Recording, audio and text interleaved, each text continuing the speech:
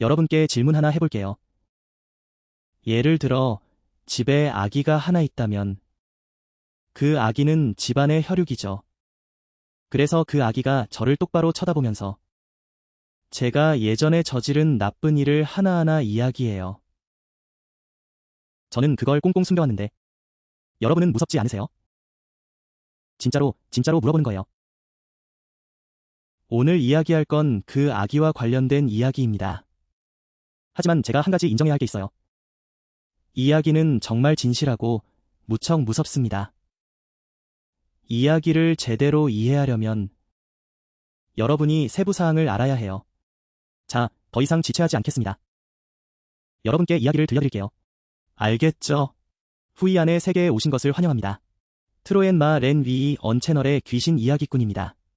그리고 우리 채널에 이야기를 보내주신 사랑스러운 시청자분들께 감사드립니다.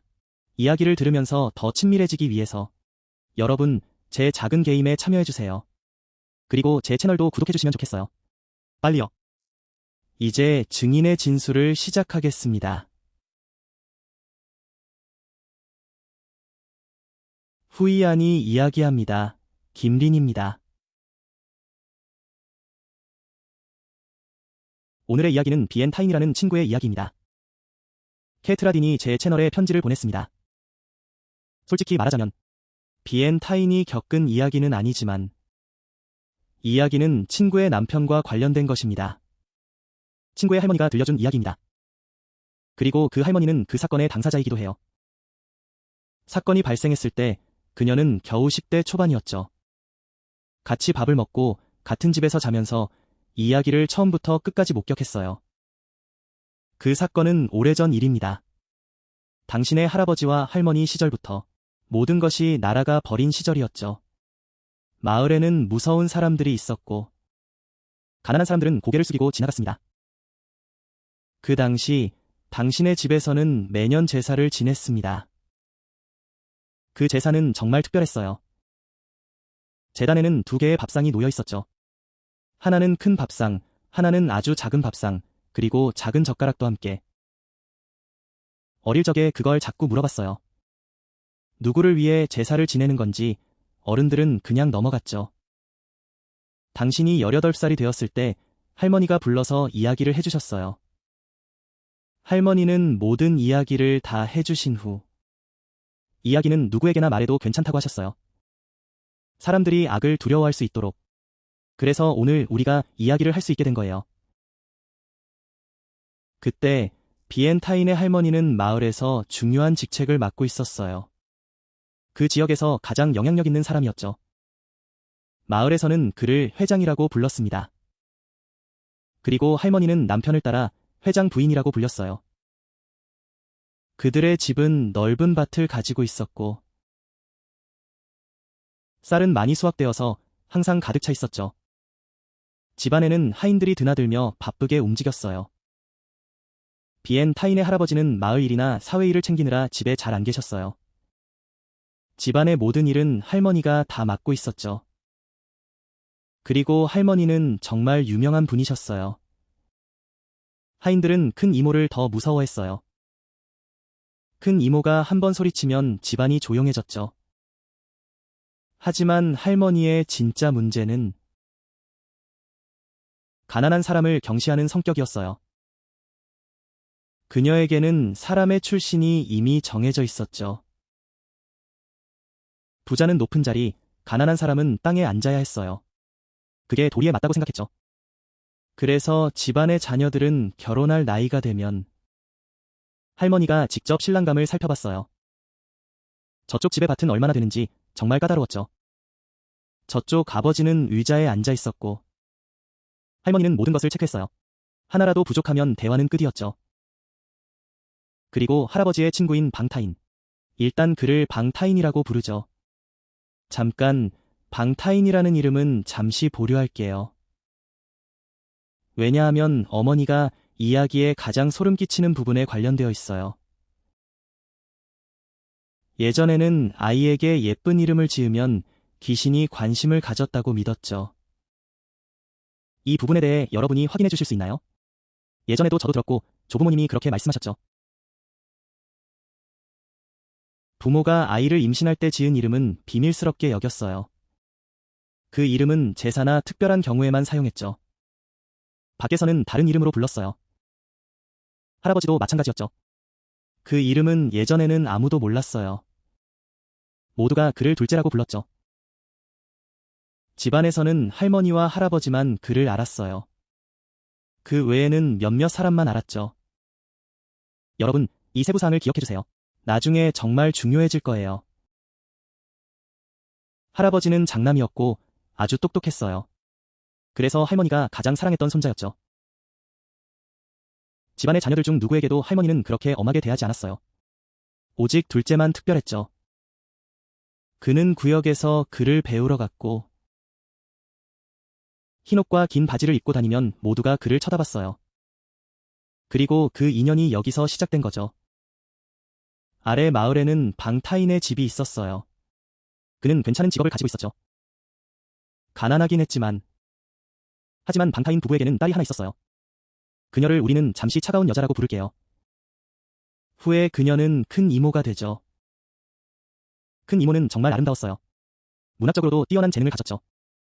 아름다움을 지니고 말도 잘했어요. 할아버지와 큰 이모는 어릴 때부터 친구였어요. 조금 자라면서 서로 사랑하게 되었죠. 그렇게 사랑하게 된 거죠. 하지만 할아버지도 자신의 마음을 알고 있었죠. 몇 년 동안 숨겨왔어요. 큰 이모가 결혼할 나이가 되었을 때 할아버지는 마음을 고백했어요. 할머니에게 편지를 썼죠. 결혼해달라고. 세상에. 할머니는 듣고 놀랐어요. 듣고 나서 할머니는 화가 나서 난리가 났죠. 부엌에 불을 껐어요. 차라리 죽겠다고 했죠. 집에 들어온 건 아무도 원하지 않았어요. 큰 이모는 또 사람을 보내서 할아버지에게 부탁하라고 했어요. 꿈도 꾸지 말라고 했죠. 하지만 할아버지는 고집이 세셨어요. 식사를 거부하셨어요. 방에서 누워만 계셨어요. 그리고는 집을 나가겠다고 하셨어요. 아버지인 손님이 아들을 보셨어요. 자신의 사랑하는 아들이었죠. 그 모습이 너무 안타까워서 말을 꺼냈어요. 하지만 솔직히 말하자면 할머니도 그 아들을 많이 아끼셨어요. 할아버지가 정말로 위험한 일을 할까봐 걱정하셨어요. 한 달 동안 실랑 일을 하다가 결국 할머니도 동의하셨어요. 비록 동의했지만 할머니의 마음은 동의하지 않았어요. 집안의 하인이 이야기했어요. 결혼을 허락하셨던 날, 할머니의 표정은 차가웠어요. 아무 말도 하지 않으셨어요. 그때 모두가 할머니가 화가 난 줄 알았어요. 시간이 지나면 며느리와 손주가 생길 거라고. 하지만 아무도 예상하지 못했죠. 결혼식도 치러졌어요. 그냥 형식적으로 치러진 거였죠. 신랑 집에서는 몇 가지 의식을 준비했어요. 초대 손님은 몇 명 안 되었어요. 신부를 데려오는 날, 할머니는 가운데 앉아 계셨어요. 할머니의 표정은 돈보다 더 차가웠어요. 큰 이모가 다과를 들고 와서 초대했어요. 할머니는 다른 곳을 바라보셨어요. 그곳에서 눈물이 날 것 같았어요. 양가 손님들은 모두 그 모습을 보았지만 아무도 말하지 않았어요. 신부 집에서는 이미 준비가 되어 있었어요. 할아버지와 할머니는 한쪽에 앉아 계셨어요. 자신의 자녀를 축하했어요. 기쁘긴 했지만 뭔가 어색했어요. 그리고 큰 이모가 며느리로 들어왔어요. 사실 며느리라고 하지만 집안의 하인처럼 일하게 된 거예요. 여자아이들은 이미 일어나 있었어요. 부엌에서 물을 길어야 했어요. 온 가족을 위해 밥을 차려야 했죠. 하인도 함께 있었어요. 식사 시간에는 큰 이모가 어떻게 먹었는지 부엌에 앉아 있었어요. 남은 음식을 먹어야 했어요. 집안에 하인이 있었는데 며느리가 그런 일을 할 필요는 없었어요.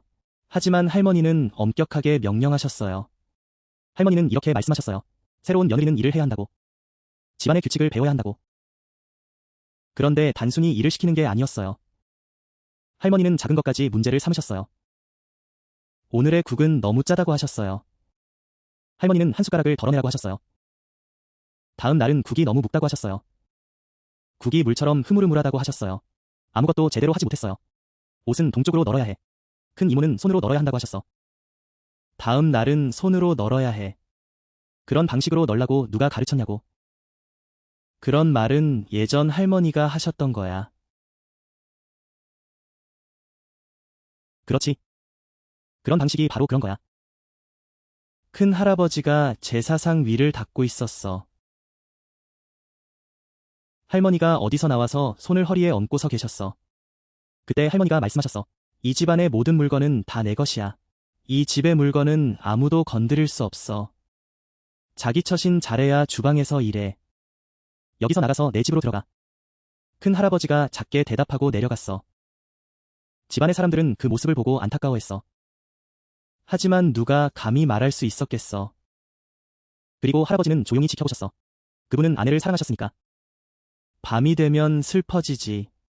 아내의 손이 차가워진다고. 얼어붙었어. 할아버지도 그렇게 느끼셨어. 부드럽게 달래셨지. 사람들이 말했어. 열심히 해. 천천히 엄마가 사랑해. 엄마가 보기에 지금 그렇게 어렵지 않아. 응. 사람들이 그렇게 어렵지 않다고 했어. 하지만 아침이 되면 할머니가 집 아래서 소리쳤어. 할머니가 남편이 넘어졌다고 소리쳤어. 그때 할아버지가 고개를 숙이고 조용히 계셨어. 그런 사랑은 참 안타까운 거야. 슬픔 속에서만 사랑이 존재했지. 문을 나서면 바로 그 상황이 나타났어. 사람들이 봐. 그런 사랑이 누군가를 지켜줄 수 있을까? 큰 이모가 모든 걸 지켜봤어. 가끔 집에 돌아오는 게 좋았어. 엄마가 병원에서 어떻게 지내냐고 물어보셨어. 그냥 웃으면서 괜찮아졌다고 말했어. 시어머니는 조금 엄격하지만 괜찮아. 물어보는 건 그런 거니까. 할머니는 딸이 많이 말랐다는 걸 확실히 보셨어. 그때 상황은 햇빛이 쨍쨍했어. 그렇게 말했으니 어쩔 수 없지. 너무 가난했으니까. 아이 걱정도 배 속에서 해야 했어. 그렇게 4개월 정도 지나니까 좋은 소식이 있었어. 그날 큰 이모가 부엌에서 누워 있었어. 갑자기 구역질이 나기 시작했어. 아이고, 힘들어. 계속 그랬어. 그런데 아기는 잘 태어났어. 집안의 사람들은 바로 알았어. 모여서 물어봤어. 날짜를 정하고 나니 모두가 기뻐했어. 큰 이모가 임신했대. 언니들이 작은 목소리로 이야기했어. 그럼 이제 자리가 마련된 거지. 새우죽이 나오면 주인도 기뻐해야지. 큰 이모는 정말 기뻐했어. 그날 밤 그녀는 남편에게 이야기했어. 남편은 아내를 안아주었지. 하늘을 향해 웃었어. 너무 기뻐서 어쩔 줄 몰랐어. 부부가 함께 계획했지. 아들에게 어떤 이름을 지을지. 딸에게 어떤 이름을 지을지. 그날 밤은 정말 특별한 밤이었어. 모두가 큰 이모를 기다렸지. 그런 상황이 큰 이모를 두렵게 했어. 다음날 아침에 바로 일어났어. 그런데 여러분, 아시나요? 큰 이모의 반응이 정말 이상했어. 집안에서 새우죽 소식에 기뻐하지 않는 집이 있을까? 이런 일이 있었어. 그녀의 얼굴이 갑자기 어두워졌어. 한마디도 하지 않았어. 바로 방으로 들어가서 문을 닫았지. 하인들이 밖에서 지켜봤어. 주인이 성격이 까다롭다고 생각했지. 그래서 모두가 조용해졌어. 이제 와서 생각해보면 정말 소름 끼쳐. 그 어두운 표정. 그녀는 하늘이 용서하지 않는 일에 대해 생각하기 시작했어.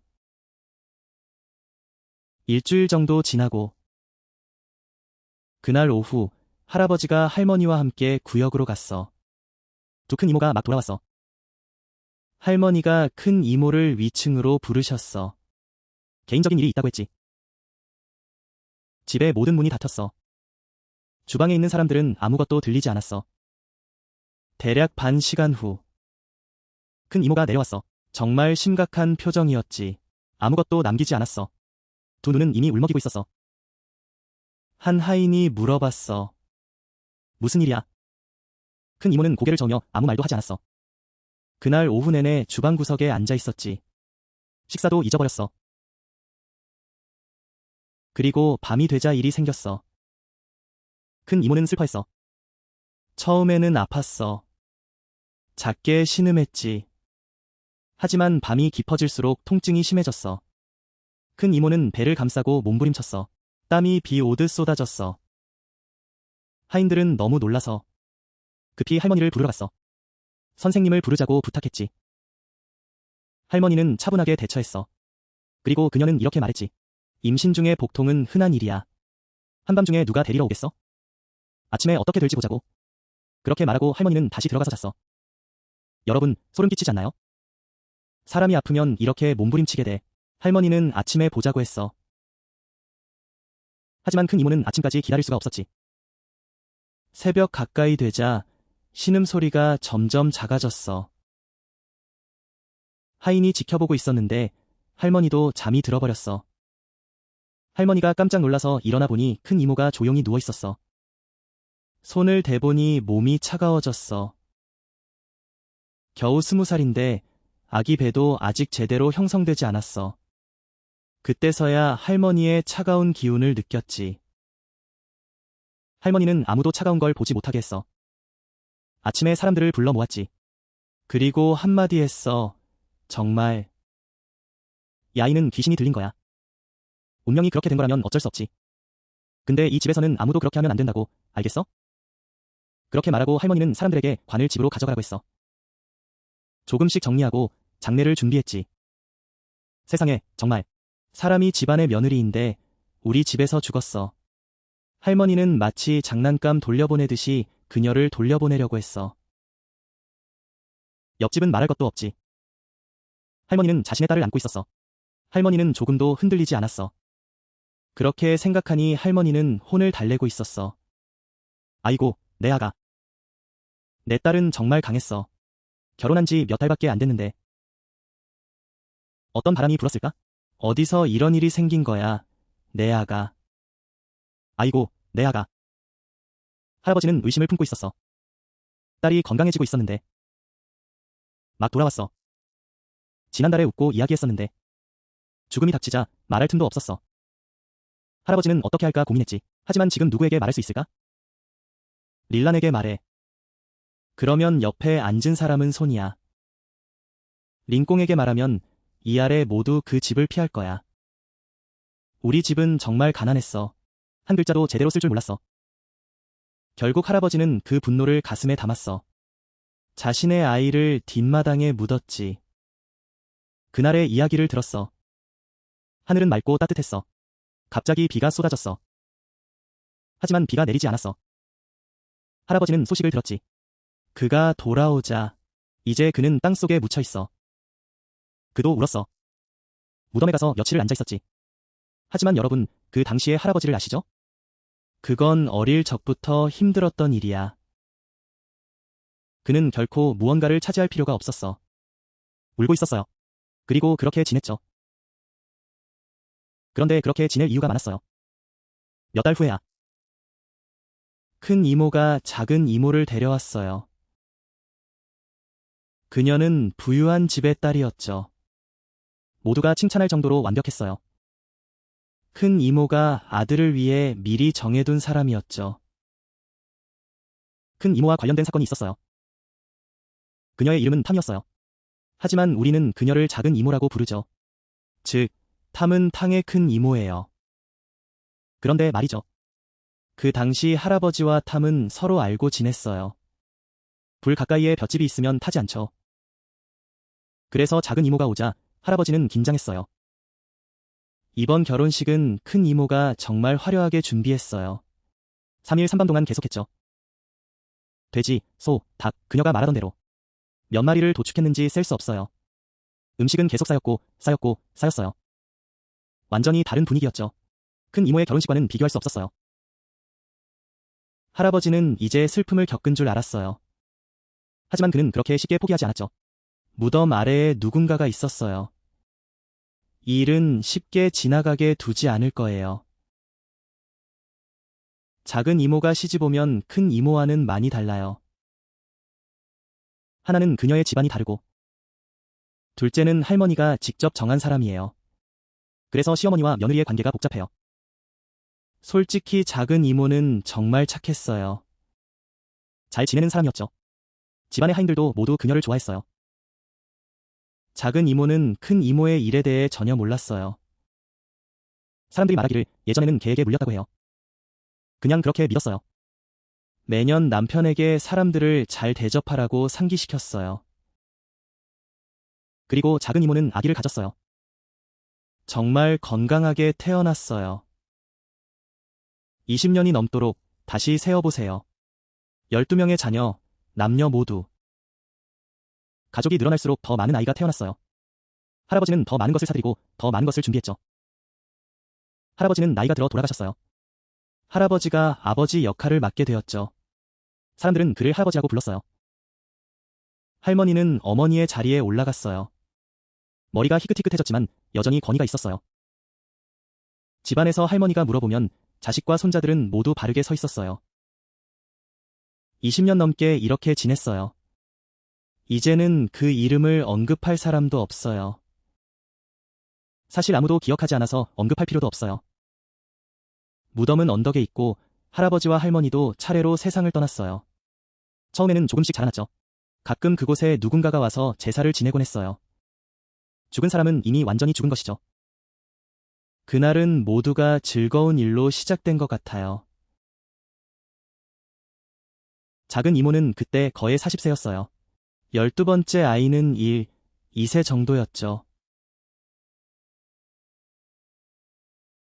모두가 큰 이모가 이제 충분히 아이를 낳았다고 생각했어요. 그런데 갑자기 또 임신을 하게 됐죠. 온 가족이 웃음이 터져 나왔어요. 할아버지와 할머니를 놀리면서도 여전히 원했죠. 그날이 오자 정말 힘들었어요. 그 아기는 너무 작고 미숙아였어요. 하필이면 그날 폭풍우가 쏟아졌죠. 산파가 도착하기까지 시간이 오래 걸렸어요. 아기는 여자아이였어요. 정말 작아서 마치 쥐처럼 보였죠. 가족들은 얼굴이 창백해져서 울음이 나오지 않았어요. 산파가 아기를 안고 고개를 흔들었어요. 그녀가 가족에게 이렇게 말했어요. 이 아기는 힘들 거예요. 먼저 들어가세요. 그런데도 살아남았어요. 이렇게 약해 보이는데도 말이죠. 그래서 13번째 아이가 태어난 거예요. 그래서 가족들은 그녀를 막내라고 부르기 시작했죠. 후에 그녀는 탕의 할머니가 되었어요. 우리는 그렇게 부르기로 했어요. 그리고 막내의 첫 번째 생일이 다가오자 이상한 일이 생겼어요. 할아버지는 아기의 이름을 지어주기 위해 나를 보려고 했어요. 집안의 기록장을 찾아 생년월일을 적었죠. 그 기록장은 수십 년 동안 집안의 일을 기록한 책이었어요. 서류들도 모두 그 안에 끼워져 있었죠. 할아버지는 오래된 노란 종이를 발견했어요. 그 종이는 매우 낡았어요. 할아버지는 그것을 들여다봤어요. 그것은 할아버지와 큰 이모의 결혼식 당시의 문서였어요. 거기에는 날짜가 적혀 있었죠. 예전에는 두 사람의 생일이 기록되어 있었어요. 할아버지는 그 종이를 자세히 살펴봤어요. 그리고 막내의 생일과 비교했죠. 갑자기 할아버지의 등줄기가 오싹해졌어요.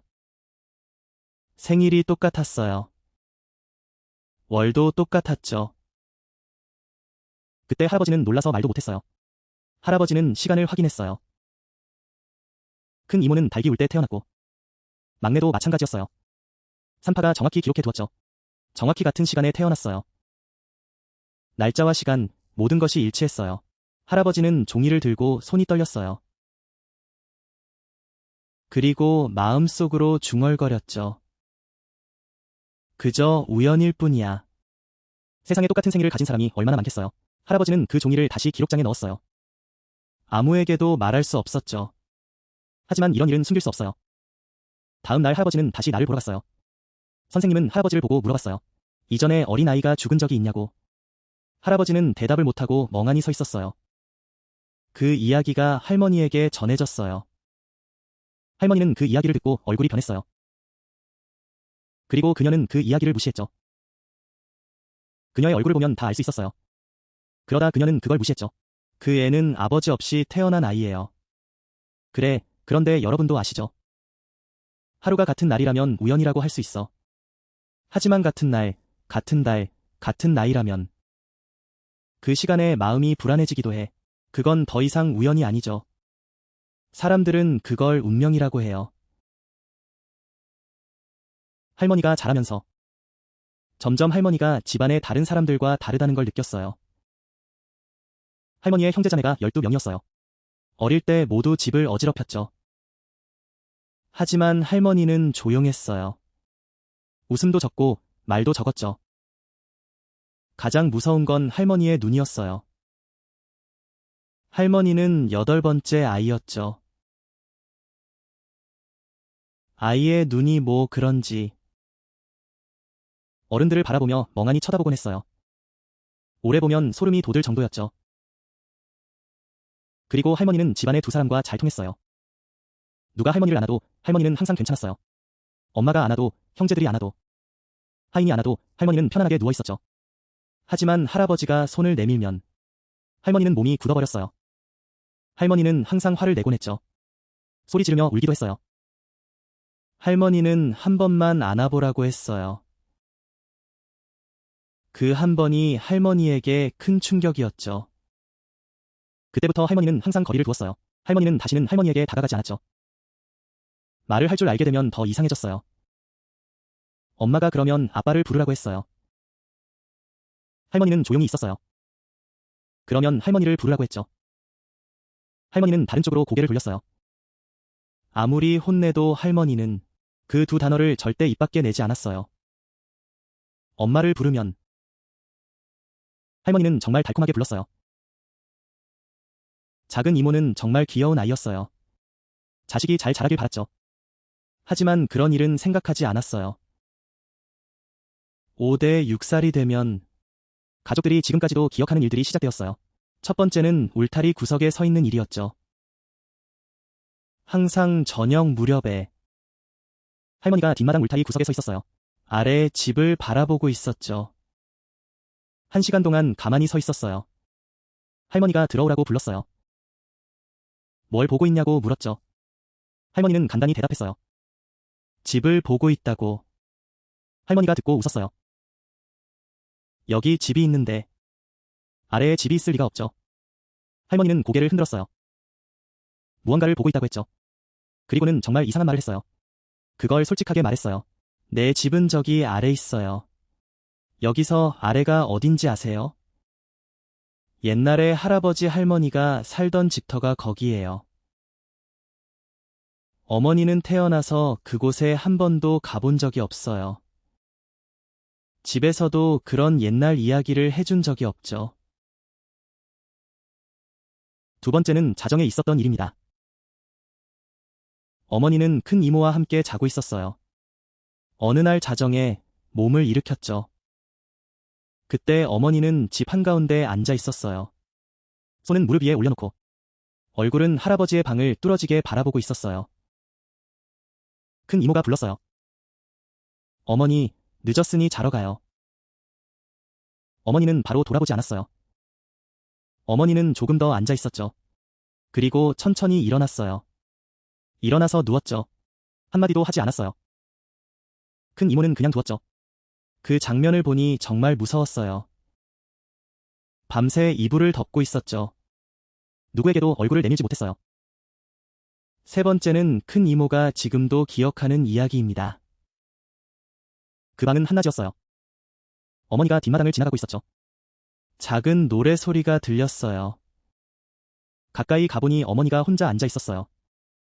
손에는 나무 조각을 안고 있었고 낡은 수건으로 감싸고 있었죠. 아기처럼 안고 있었어요. 입에서는 자장가를 부르고 있었죠. 그 자장가는 아이의 자장가와는 달랐어요. 나이가 많은 사람의 목소리였죠. 들으면 마음이 아픈 그런 노래였어요. 큰 이모가 물어봤어요. 누구를 재우고 있니, 어머니? 어머니가 고개를 들었어요. 얼굴은 무표정했죠. 그리고 말했어요. 내 아기야. 세상에. 7살짜리 아이가 나무 조각을 안고 내 아기를 재우고 있다고 말했어요. 큰 이모는 그 자리에서 얼어붙었어요. 손발이 차가워졌죠. 그냥 집으로 도망쳤어요. 더 이상 질문할 용기가 없었죠. 이야기가 작은 이모에게도 전해졌어요. 너무 무서워서. 저에 가서 평안하게 해달라고 기도했어요. 아침에 부적을 받았죠. 오후에 나가보니 부적이 땅에 떨어져 있었어요. 어머니는 그 방에 가본 적이 없어요. 두 번째, 세 번째도 똑같았어요. 그래서 더 이상 부적을 못 받겠다고 했죠. 할아버지는 항상 그 자리에 계셨어요. 어머니는 그 자리에서 밥을 먹고 있었고 한쪽에 앉아 계셨죠. 어머니는 할아버지를 바라봤어요. 할아버지의 얼굴이었어요. 할아버지가 빨리 먹으라고 하셨어요. 할아버지가 그렇게 서 계셨어요. 할머니는 정말 무서워했죠. 그때 할머니를 보았어요. 바람이 다른 쪽으로 불었어요. 할머니가 중얼중얼하고 있었어요. 무슨 일이죠? 그때 사람들은 이야기하기 시작했어요. 그 작은 할머니. 정말 기가 막힌 아이였어요. 분명 예전에는 뭔가 있었던 것 같아요. 그래서 이런 상황을 겪게 된 거죠. 여러분, 뭔가 보셨나요? 그렇게 큰 집이었어요. 아무도 자신의 생각을 말하지 못했어요. 그리고 방 안에서는 모두 흐릿하게 뭔가 보였어요. 뭔가 이상한 게 있었죠. 사람들은 조용히 있었어요. 계속 조용했죠. 그 해 저녁 식사 때까지. 그 해는 할머니가 10살이었어요. 그날은 그냥 평범한 저녁 식사였어요. 날씨도 그저 그랬고 집은 잘 닫혀 있었어요. 할머니는 식탁의 끝에 앉아 계셨어요. 할아버지와 작은 이모가 옆에 앉아 있었죠. 그때 아이들이 막 도착했어요. 할머니는 그때 16살이었어요. 할머니 옆에 앉아 있었죠. 할머니는 모든 걸 다 지켜보고 있었어요. 나중에 이야기할 때는 정말 이상한 일이었다고 했어요. 그날 할머니는 정말 이상했어요. 할머니는 음식을 먹지 않았어요. 식탁에 앉아 있었죠. 전혀 손을 대지 않았어요. 그냥 가만히 있었어요. 할머니를 계속 쳐다봤어요. 눈을 깜빡이지도 않았어요. 작은 할머니가 어린이에게 음식을 주려고 했어요. 먹어봐, 아가. 계속 쳐다보고 있었죠. 할머니는 여전히 멍하니 앉아 있었어요. 그리고 갑자기 할머니가 손으로 턱을 쳐서 떨어뜨렸어요. 얼굴이 완전히 부서졌어요. 밥이 여기저기 튀었어요. 생선이 접시에서 넘쳐났죠. 모두가 놀라서 멈췄어요. 작은 이모가 소리치기도 전에. 할머니는 얼굴을 잃어버렸어요. 할머니는 그 순간을 잊지 못한다고 했어요. 자신의 얼굴이었죠. 그리고 할머니는 내 얼굴이. 그리고 어머니는 할머니를 바라봤어요. 더 이상 없다.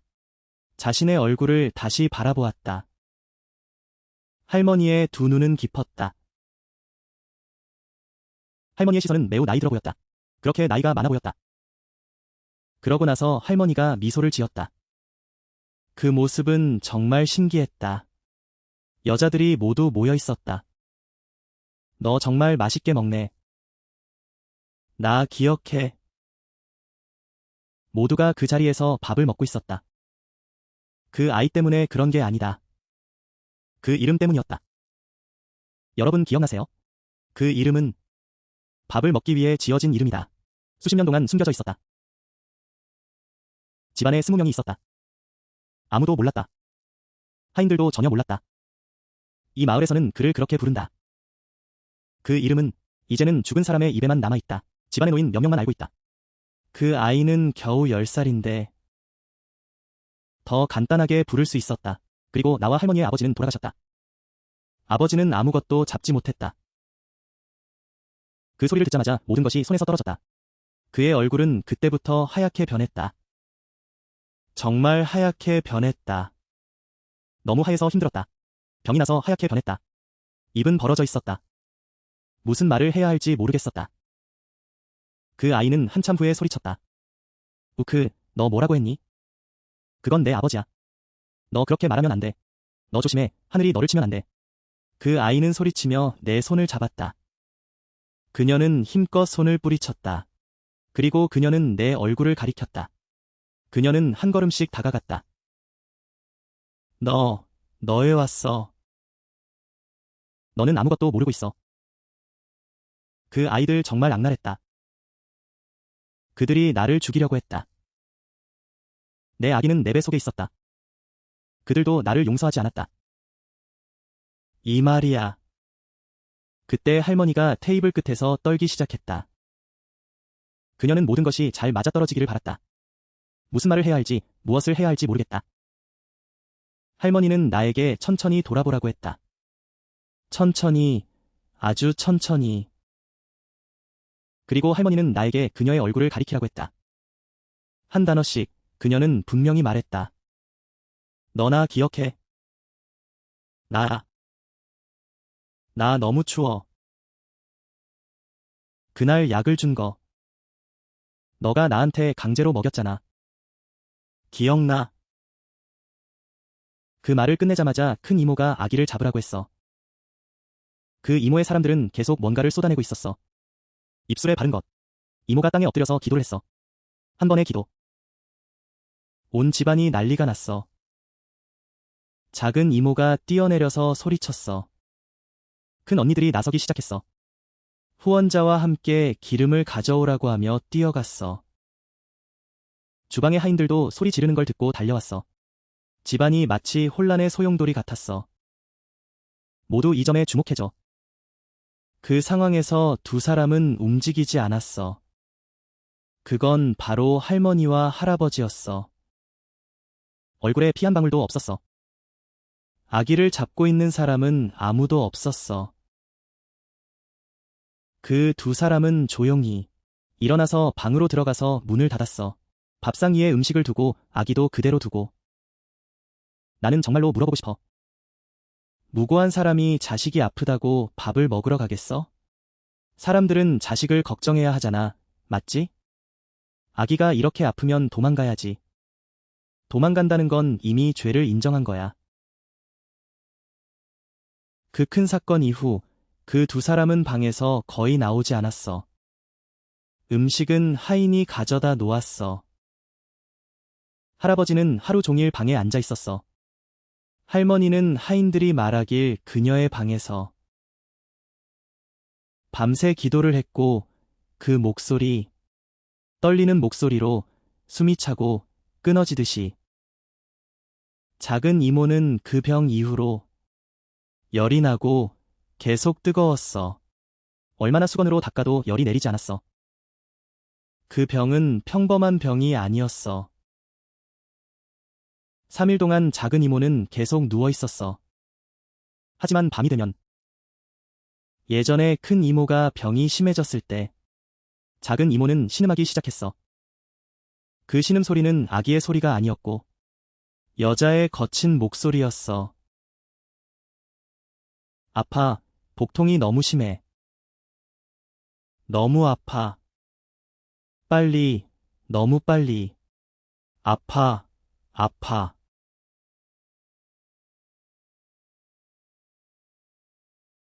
매일 밤이 그랬어. 정확히 그 시간에 할머니가 작은 이모를 지켜보는 사람이었어. 할머니가 말했어. 어느 날 밤, 두 손으로 배를 움켜잡고. 사람들은 마치 아기처럼 움츠러들었어. 땀은 이불을 적실 정도였어. 그리고 입에서는 계속 피라고 외쳤어. 할머니는 거기 앉아 있었고 물이 끓어오르는 것처럼. 정말로 동생이 너무 걱정됐어. 심장이 떨어질 것 같았어. 집안의 하인들도 계속 듣고 있었어. 더 이상 참을 수가 없었어. 아무도 더 이상 손대지 않으려 했어. 작은 이모가 스승을 모셔오기로 했어. 이 사람 저 사람 다 왔어. 3-4명은 됐어. 모두 맥을 짚고 나서는 얼굴을 찡그렸어. 이 맥이 참 이상하다고 하더라. 몸은 뜨거운데 맥은 차갑다고.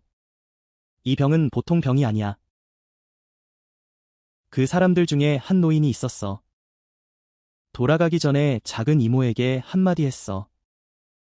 이 병은 스승을 모셔올 필요 없어. 다른 스승을 모셔와. 더 넓게 알아봐. 진찰비와 약값도 받지 않겠다고 했어. 작은 이모는 그때 정말 막막했어. 그제서야 그는 의사의 말을 따랐어. 가서 물어보라고.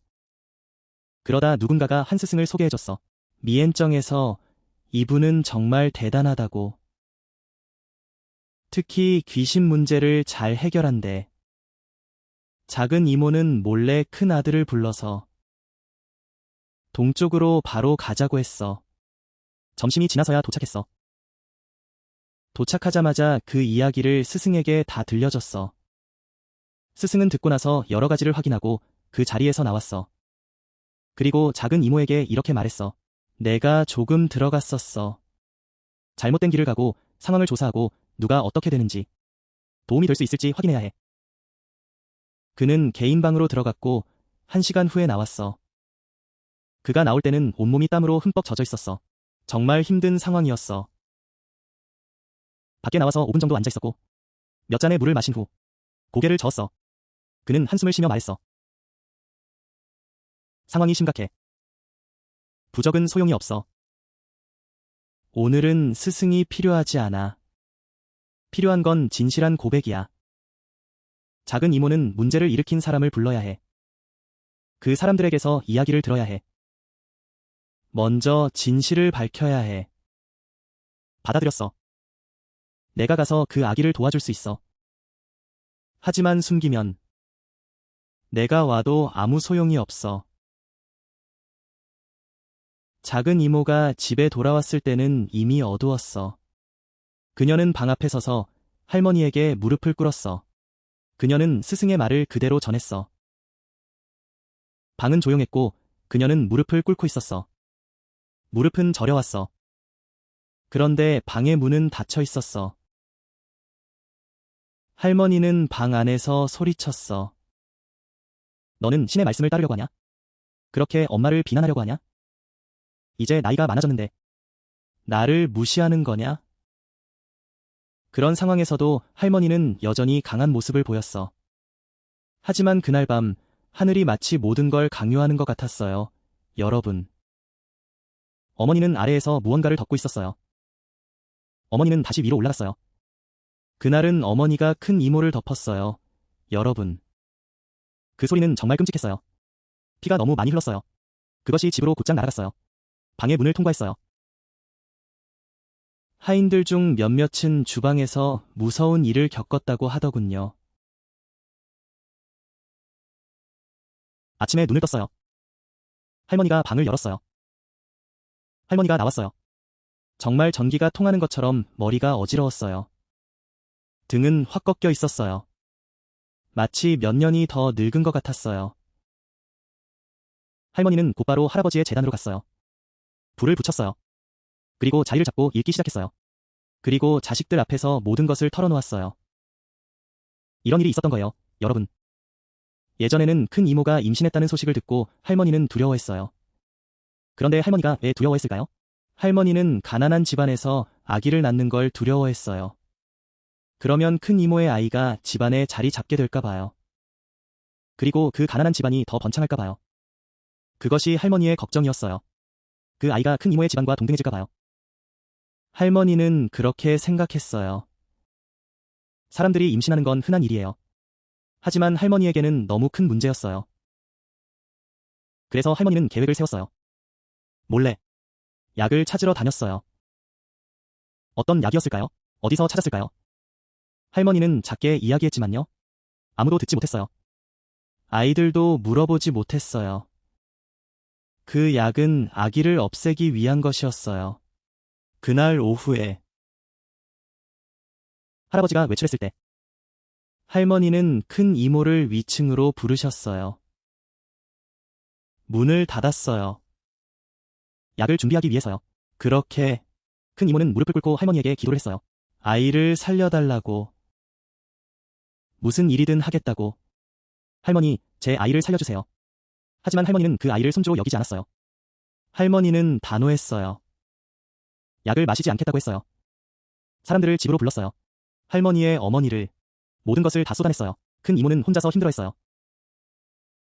집이 없어서 이 아이를 살펴보았어요. 주변에 아무도 없었어요. 주변에 아무도 없었어. 하늘이 생각했지. 안 마시면 어떡하지? 내 엄마가 맞으면 어쩌지? 결국 할머니도 마시기로 했어. 할머니는 아기를 포기하려고 했지. 하지만 약이 너무 세게 들어갔어. 한밤중이었어. 큰 이모는 결단을 내렸지. 할머니는 새벽 가까이까지 아팠어. 그렇게 할머니는 떠나셨어. 모녀가 함께 떠났지. 그 뒤의 일은 다들 알고 있겠지. 할머니는 다 돌아가셨어. 딱 두 글자로 정리하자면 풍에 맞았어. 두 생명이 끝난 거지. 할머니는 자주 가셨지. 할아버지도 그곳에 가셨지. 수십 년이 흘렀어. 할아버지는 우리 집이 풍에 맞았다고 믿었어. 그랬던 거야. 그리고 다음 날 선생님이 먼저 집에 오셨어. 의식을 치르기 전에 물 한 잔 마셨지. 가족을 위해 생각해줬어. 선생님이 말씀하실 때 가족 모두가 얼어붙었어. 선생님이 그곳에 가셨지. 선생님이 말씀하셨어. 죽은 사람의 혼이 무겁다고. 임신 중에 죽은 사람의 혼은 몇 배 더 무겁지. 그 혼은 떠날 수 없어. 환생할 수 없지. 해가 바뀌어도 계속 여기 머물러. 그렇게 기다리기만 해. 결국 할머니와 연결된 거야. 선생님이 말씀하셨어. 살아있는 사람은 혼과 영혼이 있어. 아기들은 미숙하고 할머니의 영혼은 약해. 마치 집을 지으려다 끝내지 못한 것 같아. 그리고 또 하나. 할머니. 태어난 날, 생일, 나이, 지금. 네 가지가 모두 연결되어 있어. 두 영혼은 마치 같은 틀에서 나온 것 같아. 그 혼. 들어가면 바로 알 수 있어. 문을 부수지 않아도 돼. 선생님이 강조했어. 가족은 그 저녁 식사 때부터 영향을 받았어. 그때부터 시작된 거야. 10년이 넘었어. 이 집에서 아기를 키웠어. 또 한 사람을 데려와서 빚을 갚으려 했지. 왜냐하면 할머니는 딱 두 사람을 미워했거든. 할머니는 할아버지의 숨겨진 이름을 알았어. 그래서 할머니는 오래된 집을 바라보며 나무 조각을 안고 아이를 흔들었지. 그리고 그런 이유로 할머니의 배가 아픈 건 마치 예전 죽은 사람의 아픔과 같았어요. 작은 이모는 그 이야기를 듣고는 하늘을 보며 울음을 터뜨렸어요. 선생님께 할머니의 진짜 혼이 어디에 있는지 물어봤어요. 선생님은 할머니의 혼이 그곳에 두 개가 함께 있다고 하셨어요. 마치 두 사람이 한 집에 사는 것처럼요. 그렇게 좁은 공간에서 10년을 지냈다고 하네요. 할머니의 책은 많이 달아 있었고 정말 많이 달았어요. 그 후 선생님은 일어나서 제사를 준비하기 시작했어요. 제사를 시작하기 전에 그는 돌아서서 할머니와 할아버지께 한마디 하셨어요. 혼은 풀 수 있지만 누구의 업보는 그대로 갚아야 한다고. 제가 대신 풀어드릴 수는 없다고 하셨어요. 집 한가운데서 제사를 지내고 향과 촛불을 켰어요. 할머니는 집 한가운데에 있는 매트리스 위에 눕혀졌어요. 선생님은 앉아서 다리를 꼬고 있었어요. 그는 경전을 읽고 기도를 했어요. 그리고 손으로 물을 뿌리며 여러 가지를 했죠. 기도가 끝나자 할머니는 몸을 움츠리기 시작했어요. 몸이 거꾸로 올라가는 듯했어요. 두 손은 매트리스에 꽉 붙잡고 있었고 온 가족이 긴장했어요. 그때 할머니가 소리를 내며 나왔어요. 피를 토했어요. 그 피는 검고 마치 잉크 같았어요. 하지만 냄새가 정말 고약했어요. 정말 고약했어요. 향의 연기와 그 냄새가 그 고약한 냄새를 이기지 못했어요. 기도가 끝난 후 할머니의 몸은 힘이 빠졌어요. 그녀는 기절했어요. 한참 후에 할머니가 다시 깨어났어요. 하지만 기억이 없었어요. 그때 할머니는 멍하니 주위를 둘러보았어요. 그리고 할머니는 한마디 외쳤어요. 엄마. 세상에. 아이 같은 목소리였어요. 할머니의 목소리였어요. 작은 이모는 아이를 안았어요. 그녀는 눈물을 쏟았어요. 10년이 지났어요. 그녀는 처음으로 이 아이가 엄마라고 부르는 소리를 들었어요. 할머니의 목소리는 정말 맑았어요. 정말 가벼운 목소리였어요. 제사 후 할머니는 정말 온순해졌어요. 누가 예전 일을 물어도 할머니는 멍하니 있었어요. 아무것도 기억하지 못했어요. 그때 할머니는 아버지와 어머니를 다 잃었어요. 자신의 할머니도 잃었고 아이도 잃었어요. 그녀는 마치 다른 아이들처럼 돌아온 것 같았어요. 하지만 할머니의 몸은 마치 나뭇잎 같았어요. 아기를 안고 누워 있었어요. 선생님은 미리 경고했어요. 시체는 10년이 지나면 다 닳아버린다고. 어디까지 버틸 수 있을지 알 수 없다고. 할머니는 한 달 동안 누워 있었어요. 점점 힘이 빠졌어요. 그리고 어느 날 아침에 어머니가 큰 이모를 눕혔어요. 가자, 아기. 아프지 않고 괴롭지도 않고 한 번도 소리 내지 않았어요. 얼굴이 아이처럼 평온하게 자고 있었어요. 그리고 할머니는 조상님 앞에서 무릎 꿇었던 그날 이후로 할머니는 계속 우울해졌어요. 더 이상 일어날 수 없게 되었죠. 매일 밤 할머니는 뒤뜰에서 여자의 울음소리를 들었어요. 불을 들고 나가보라고 시켰지만 아무도 없었어요. 할머니의 머리카락은 하얗게 변해버렸어요. 그냥 그 자리에 누워 있었죠. 그리고 할머니는 완전히 누워버렸어요. 밥도 제대로 못 먹고 입에서는 계속 2대 3번 중얼거렸어요. 내가 잘못했어. 내가 잘못했어. 그로부터 1년 후에 할머니도 돌아가셨어요. 여러분, 할머니가 언제 돌아가셨는지 아세요? 정확히 큰 이모의 제사 날이었어요. 바로 그날이었죠. 모두가 그걸 알고 있었어요. 그 나이 되면 바뀌었죠. 선생님이 절대 틀리지 않는다고 하셨어요. 할아버지는 1년 안에 2번의 장례를 치르셨어요. 할아버지는 마치 70세 노인처럼 늙어가셨어요. 할아버지는 그 제단을 바로 그곳에 세우셨어요. 큰 이모를 위해. 마치 집안의 큰 아내처럼 모셨죠. 그때는 사진도 없었어요. 그저 제사상만 있었죠. 그리고 그 제사상 옆에 할아버지는 작은 밥그릇을 놓으셨어요. 작은 젓가락 한 쌍도 있었어요. 누군가 물어보면 할아버지는 말씀하셨어요. 내 아이의 목이야. 이 집의 아기 힘들었지. 하지만 어른들의 길과는 다르지. 그때부터 할아버지는 생애 마지막까지 매년 제사 때마다 할아버지가 직접 차렸어요. 직접 불을 피우셨어요. 그리고 그곳에서 기도하셨어요. 할머니, 용서해주세요. 할아버지는 자식들에게 계속 말씀하셨어요. 이 제사는 영원히 잊지 말아야 해. 그렇죠. 이야기는 여기까지입니다. 여러분, 다시 생각해보면 우리 조상님들이 틀리지 않았어요. 하늘의 그물은 느슨하지만 결코 빠져나갈 수 없어요. 그렇죠. 하지만 빠져나갈 수는 없어요. 권력, 돈, 높은 자리. 그것들은 일시적인 것일 뿐이에요.